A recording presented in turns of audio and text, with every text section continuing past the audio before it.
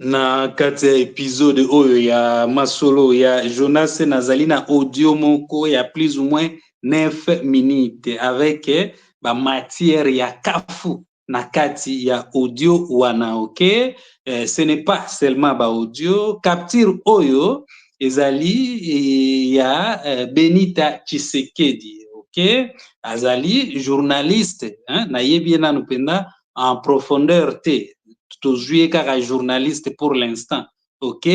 Alors alobi nini, alobi audio ezali epai wapi Israël Mutombo azali ko affirmer que a faire akangisi a dépenser $500 pour makambo tumoni ya Mari Ntumba arrestation na ye pour esalema, ok. Nazotanga capture oyo natangi l'autre capture nalakisi ba video ba photo ya robe arrestation batu tout oyo bana ba boutique et puis baza na robe wana na ba boutique na bango ezali kotekama fort, donc robe arrestation tombe lisusu sur capture image ya Kevin Issa devant palais de justice, a passé déjà des nuits libanda ya palais de justice mpona kotémoigner bolingo na ye envers mobali na ye batémoin bamoni ye, ok.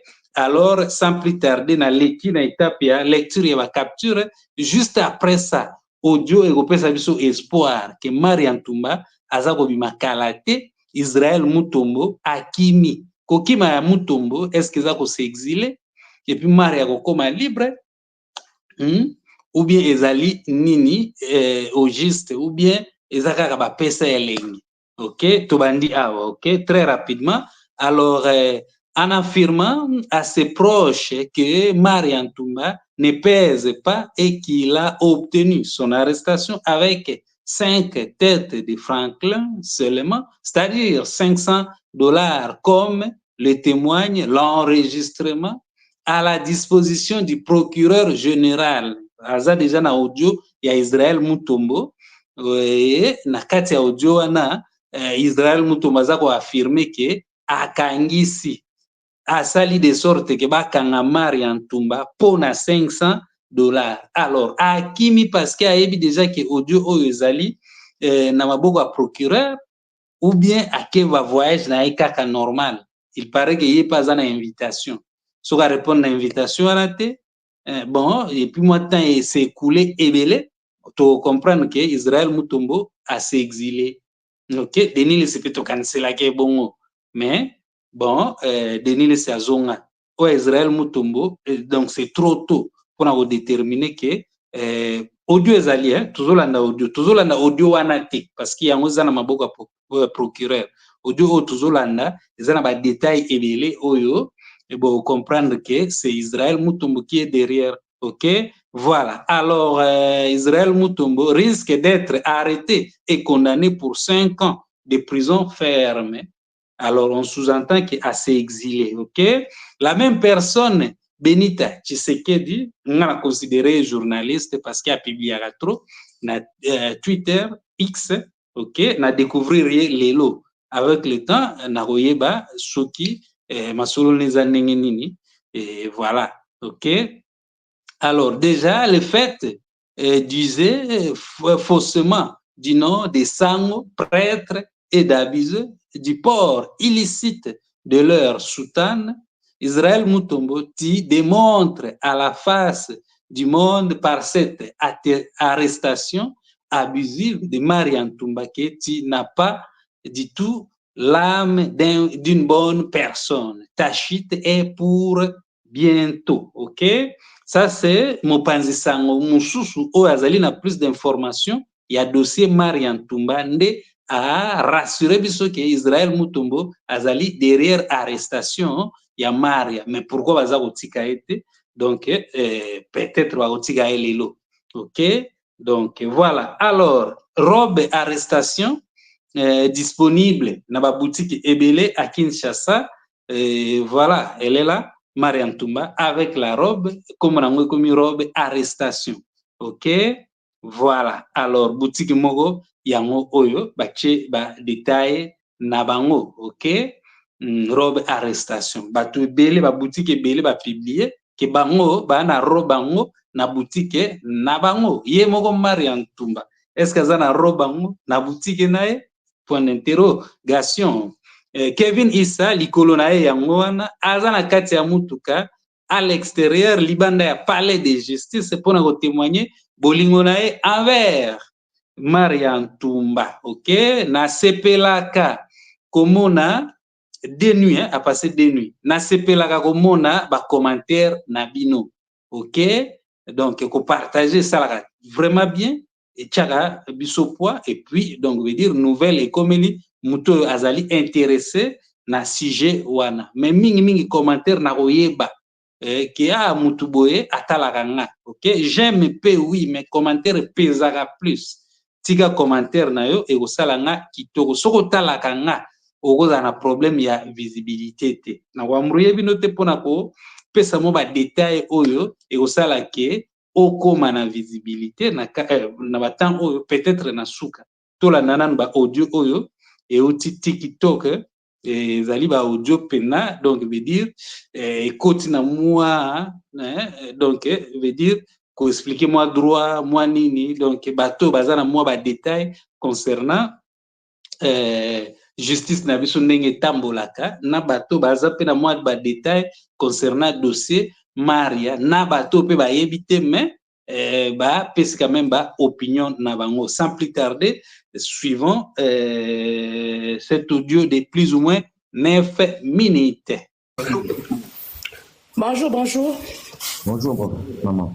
Oui, nalingaka na participer mukie. Pour na batu oyo bazoloba Maria il fallait à se présenter RAYAKI. De un à code pénal ya Congo. Beaucoup bêta on internet code pénal ya Congo. Il y a depuis 1959. Lorsque bazo tinde la yo invitation ou convocation. Aux en a droit il y a 21 jours il y a que se présenter.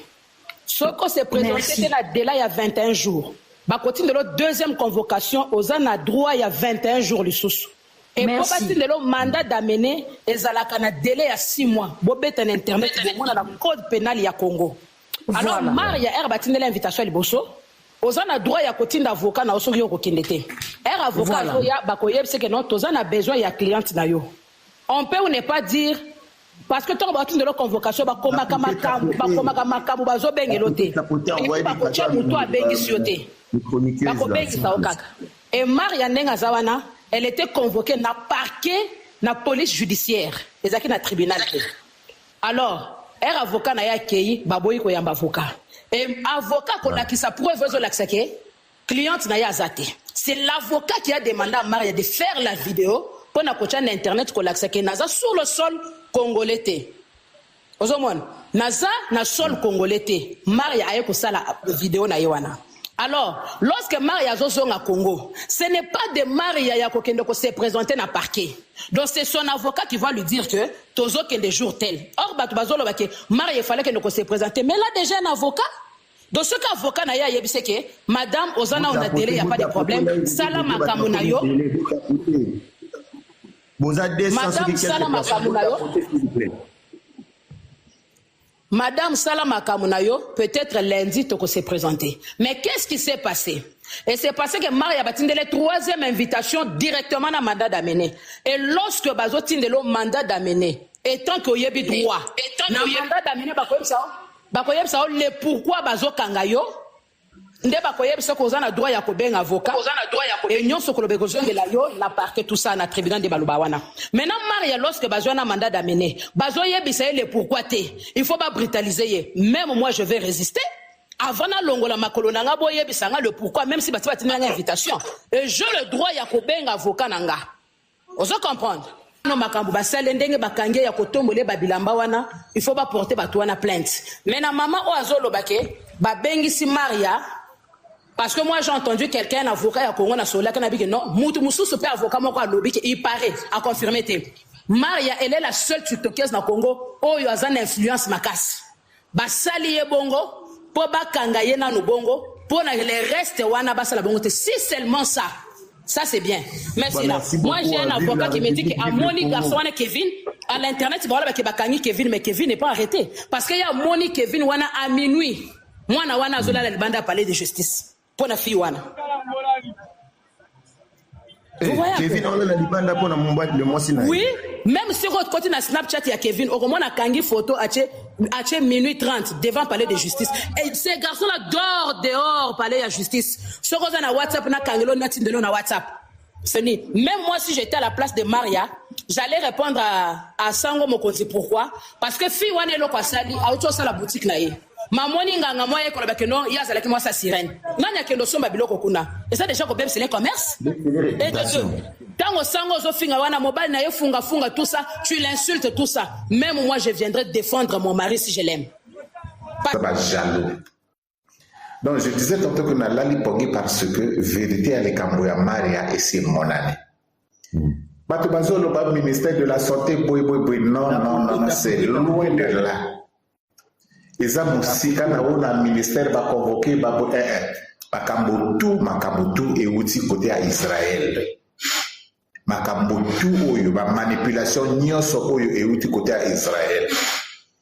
Israël audio na ici est bimi.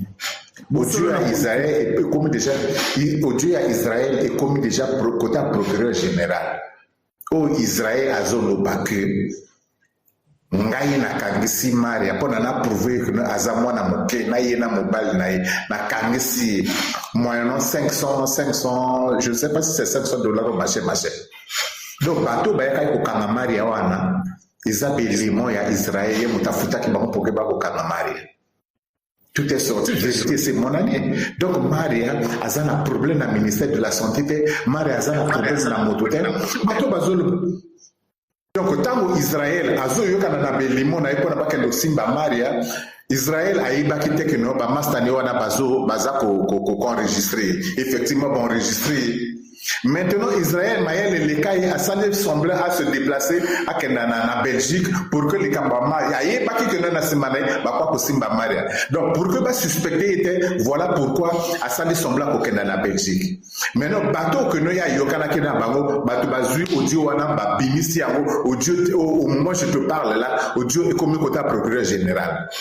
Pour ton information aussi, Israël a invité déjà la justice. A déjà une invitation, va inviter la justice, il faut à s'expliquer. Donc aujourd'hui là, tout au bazapon na Poutine, vous allez mettre manabino Kenya parce que là le joueur de son ami, Mbemba Lubaka, la justice de Dieu yana. Justice de Dieu est bimé pour la Maria. Maria a un problème dans le ministère, Maria a l'impolitesse. Maintenant, si on parle de l'impolitesse, Ali impolitesse tout dans le bien. Entre Jaël, Namaneke, Nasarantoula, Nana sa impolitesse pour les Kamoninga. Papa qui est un audio dans le téléphone là. Audio, bozela na koluka message wana bongo na tindela yango. Message wana et aller nino comment on appelle ça et aller tapoter et aller tweet il y a nièce à président de la République comment moi na machanga une certaine Tshisekedi comme ça yé mutazu tweet wana atini yango uta procureur pour accueillir ça dans les camboyo eza lokuta maintenant audio wana pe audio oyo que non Israël ayokana ako sur la baninga na audio wana pe ici comme côté procureur voilà pourquoi ba convoquer Israël donc les losoka yite ba ko sala pe lokola ba sala Maria les losoka yite mokola ko yaka direct ba ko simbi na aéroport direct ba kene pe na makala ba yo kaka moto wana eza politesse donc politesse ba monika ka Maria. Mais Maria a sali makamono parce qu'elle s'est sentie lésée. Israël, ce qui a zalaki que non, a l'inco conseiller Maria. Il fallait pas ses conseils en privé. Mais on doit la conseiller à côté de la vie privée, na eko keno fin na mobali ya Maria Tumba. Vous soutenir live Nabino. Vous soutenir moi Nabino Arche de Noé. Vous tinde la ngaba cadeau tapoter. Tout fait non. Donc aujourd'hui là, Poutine nyonso bovanda tranquille, les Kambouya Maria essaie comme na maboko en Zambie, les Kambouya Maria essaie bani que no Israël motasala ki ba Joana. Bo tala bino bozo ke do simba moto, bozo ke do filmer tina se ya makolo. Est-ce que zalaka? Ils ont raté, papa. Est-ce que vraiment ils ont raté? Beaucoup aussi Mamoudou. Vous filmez na sia. Heureusement que moi soit Mari à l'attaque cycliste. Ce qu'à l'attaque cycliste, c'est pas mon sexe naïf. Mais ça, c'est quel genre d'arrestation? C'est quel genre d'arrestation? Ça se passe nulle part au monde. Donc, on doit comprendre que il y a un jeu et outil côté Israël. Mais Israël, il y a la justice, il faut aller parce que c'est déjà convocation. Il faut aller. Donc, pour la bataille, sur bazo le makeno, Maria Aza impoli, baza jaloux à Maria. C'est de la haine, c'est de la jalousie. Mais bataille sur bamon ndenge moi Maria bandit. Merci beaucoup, papa. Nakatio malobate tango. Voilà. Alors, Soza vraiment déterminé. Yo pe batala kayo na YouTube yo. Donc, organiser vidéo na yo. Makamo important.